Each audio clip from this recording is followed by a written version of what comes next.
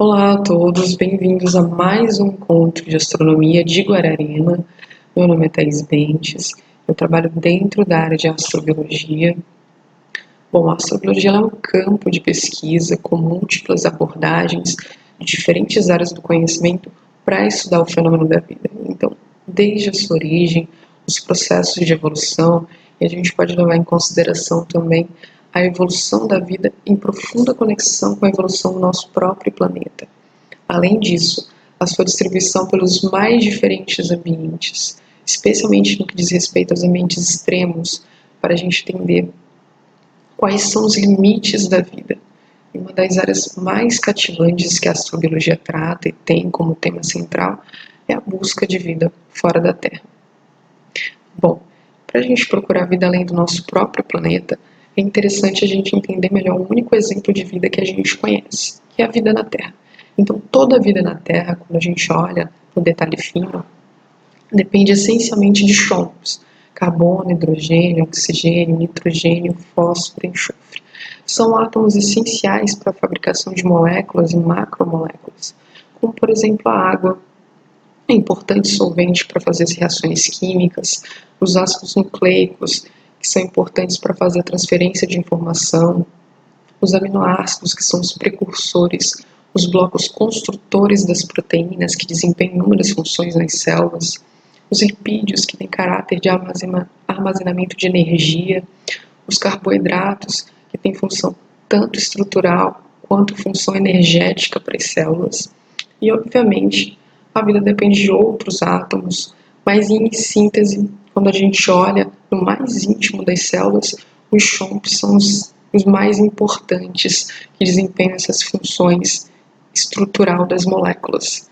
Então, já que a gente conhece um pouquinho sobre o que a vida precisa, a gente vai conversar um pouco sobre os micro-organismos extremófilos, que são aqueles que vivem em condições extremas. Muitos deles ou toleram ou dependem dessas condições para sobreviver.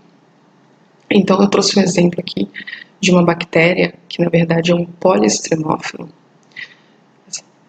Essa bactéria é chamada Deinococcus radiodurans. Ela é capaz de sobreviver a múltiplos fatores estressores, muitas vezes de forma simultânea, capaz de resistir ao vácuo, pressão, dessecação. E uma característica mais importante que dá esse nome de radiotolerante a esse micro-organismo é a resistência à radiação.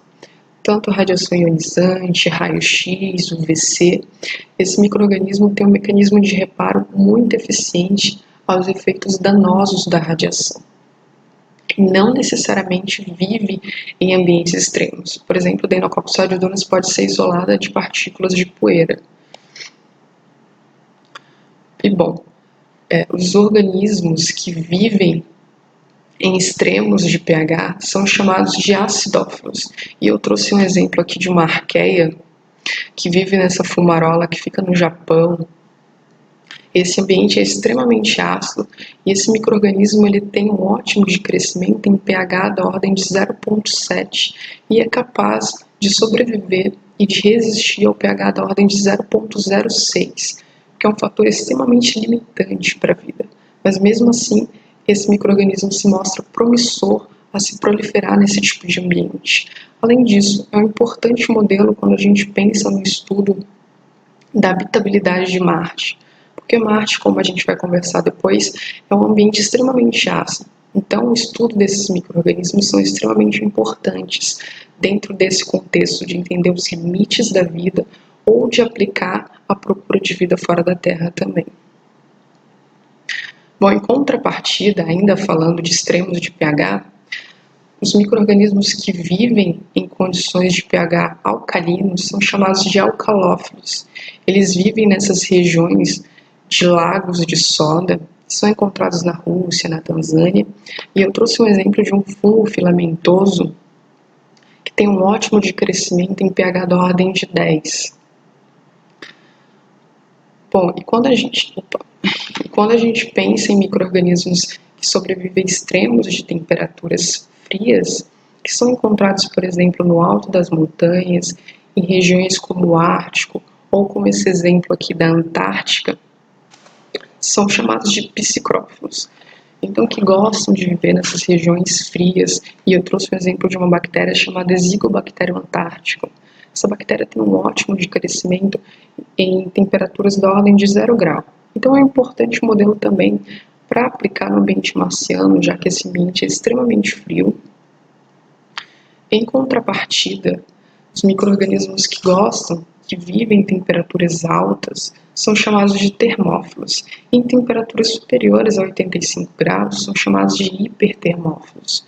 Eu trouxe exemplo de uma arqueia recordista em altas temperaturas, que se chama Methanopyrus candeleri. Essa arqueia é capaz de sobreviver e de continuar metabolicamente ativa em temperaturas da ordem de 122 graus Celsius. Então, ela é encontrada nesses ambientes, como por exemplo, essa fumarola negra que fica no Golfo da Califórnia, a cerca de 2.000 metros de profundidade. Esse ambiente ele é rico em dióxido de carbono e hidrogênio, então esse micro-organismo ele é capaz de produzir metano pelas vias metabólicas, e é um importante modelo se a gente quer estudar, por exemplo, a origem do metano em Marte. Bom, pessoal, antes de mais nada, só para deixar claro que existem inúmeras classificações de extremófilos, dependendo do fator limitante em que eles sobrevivem. E agora a gente vai abordar, por fim, um dos extremófilos que eu mais me divirto, que são os halófilos. Os halófilos são micro-organismos que toleram extremos de salinidade. Eles podem estar presentes em desertos, em salares, lagunas hipersalinas, e algumas dessas lagunas hipersalinas têm uma coloração cor-de-rosa, que é proveniente da presença de micro-organismos, e um deles é a arqueia Halobacterium salinarum, que é uma arqueia que a gente vem trabalhando há alguns anos no laboratório, e essa arqueia depende de altas concentrações de sais para a sua sobrevivência, especialmente o NaCl. Então, aqui mostrando uma placa de cultivo em laboratório, essa placa está saturada, então tem sal saturando, e aqui, como vocês podem ver, esses pontinhos cor-de-rosa são a presença desse micro-organismo crescendo, incrustado dentro do cristal de sal. Então, esse micro-organismo, além de resistir a extremos de salinidade e depender da alta concentração de sal, ele também tem uma versatilidade incrível. Essa espécie ela consegue usar a luz como única fonte de energia para a célula. Além disso, ela é capaz de fazer a fermentação de arginina quando não há luz disponível, com um mecanismo energético também para a célula. E além disso, esse micro-organismo tem uma alta resistência à radiação, então tem um mecanismo de reparo muito eficiente. Bom, em um dos trabalhos que a gente faz em laboratório, especialmente no contexto marciano, é utilizar a pigmentação desse micro-organismo. Então ele tem a produção de bacterioberinas que dão essa tonalidade cor-de-rosa, que serve como um mecanismo de proteção, especialmente contra a radiação no ambiente natural. Então, esse é um exemplo de trabalho que a gente vem desenvolvendo, que é utilizar esse pigmento chamado de carotenoide numa simulação num contexto marciano. Então aqui é uma câmara de simulação que é capaz de simular a composição química marciana, uma temperatura média de menos 55 graus Celsius, e aqui a gente tem um fluxo de radiação solar proveniente muito parecido do que é encontrado na superfície marciana. A gente utiliza pressão, vácuo, tudo muito similar a Marte, e essa câmara ela fica no Instituto de Química da USP, no laboratório de astrobiologia. Então, esse experimento que a gente trabalhou foi num período diurno de Marte, aproximadamente 12 horas, utilizando todos esses parâmetros de forma simultânea. Então, a gente utilizou algumas bandas específicas desse carotenoide, que estão em preto, vermelho e branco, mas enfim, o que a gente está mostrando nesse experimento é a resistência desse pigmento nesse cenário marciano. Então, como vocês podem ver aqui, dentro da câmara, com todos os parâmetros simultâneos, esse pigmento não apresentou degradação. E aqui a gente tem um pigmento protegido da radiação. Dentro das barras de erro também não houve tanta degradação. E esse nosso controle. Então a gente mostra que esse pigmento ele é ideal para os experimentos de bioassinaturas. As bioassinaturas são assinaturas de vida e a gente pode simular a vida extinta em outros lugares ou ainda presente, e como e quais são as técnicas mais importantes para a gente procurar a vida em outros lugares. Aqui a gente trabalhou no contexto marciano e esse pigmento se mostra muito promissor para esse tipo de experimento, para o tipo de procura de vida em Marte também. Bom, pessoal, um outro exemplo de experimento que a gente vem desenvolvendo é trabalhar acrescentando sal de perclorato na dieta, no crescimento desses micro-organismos. Então, o perclorato ele é encontrado em Marte, e aqui a gente analisou o perclorato de magnésio, que é o mais nocivo para a célula.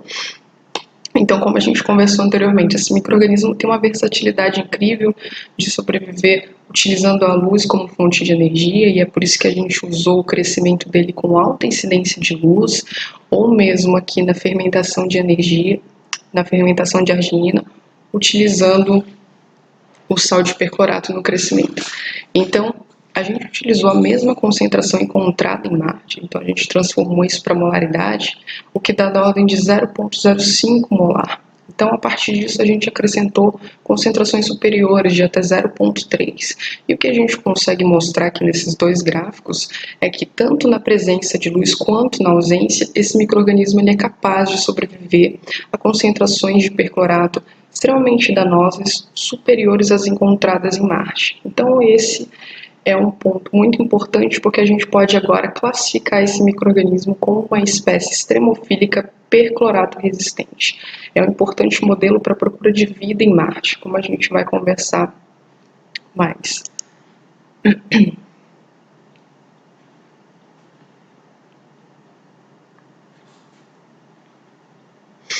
Bom, Marte é um ambiente extremamente frio e a diversidade da água presente em Marte, em algumas regiões, ela é proveniente dos sais de perclorato, porque eles diminuem o ponto de congelamento da água. Eles têm um caráter higroscópico, então isso significa que eles naturalmente conseguem se manter hidratados em condições de baixas temperaturas. Então toda a água que existe em Marte, ela é graças a esses sais. Então tanto perclorato de sódio, de magnésio, de cálcio, ou mesmo sulfato de magnésio, eles são importantes para esse cenário de água em Marte. Então é por isso que a gente utiliza micro-organismos que conseguem crescer na presença desses sais, para a gente entender melhor como seria a vida presente nessas salmouras marcianas ou lagos subglaciais que já foram detectados em Marte. Bom, pessoal, os percloratos eles foram detectados em Marte principalmente no solo. Então, o solo de Marte ele é rico em sais, percloratos, sulfatos, cloretos de sódio, de cálcio.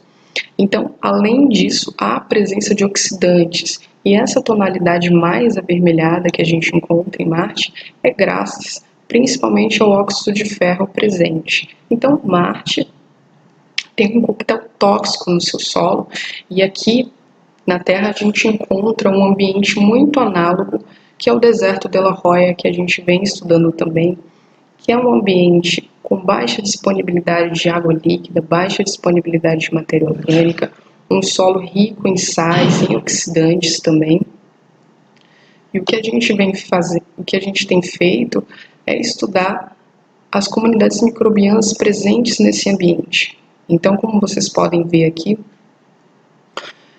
o solo ele é constituído principalmente por sais e oxidantes, então ele também é um pouco avermelhado, como a gente encontra em Marte, mas abaixo dessa camada de solo a gente tem um depósito de sal presente, como a gente pode ver aqui na foto, da ordem de 10 a 15 centímetros, dependendo da região, um pH levemente ácido, da ordem de 5, e a gente pode aprender bastante com esse deserto, tanto para entender a diversidade da vida e a resistência desses micro-organismos nessas condições de parâmetros extremos, simultâneos. A gente falou aí de radiação, de variação de temperatura também, de disponibilidade de matéria orgânica, de água líquida.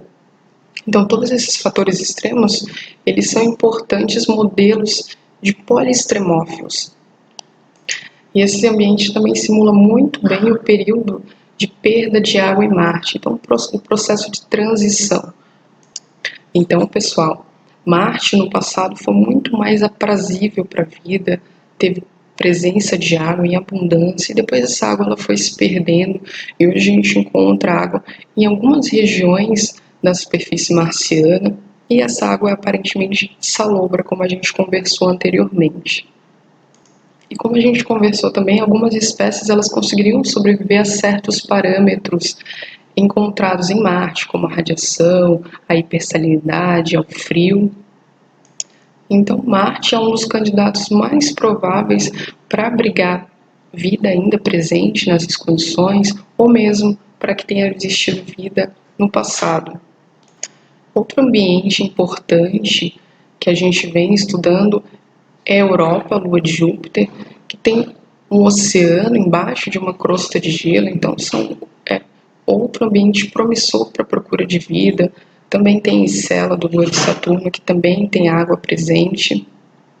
Então, esses são alguns ambientes onde a gente pode procurar vida aqui mesmo no nosso sistema solar. E bom, pessoal, eu vou ficando por aqui. Quem tiver qualquer dúvida pode entrar em contato no meu e-mail. Obrigada a todos pela atenção.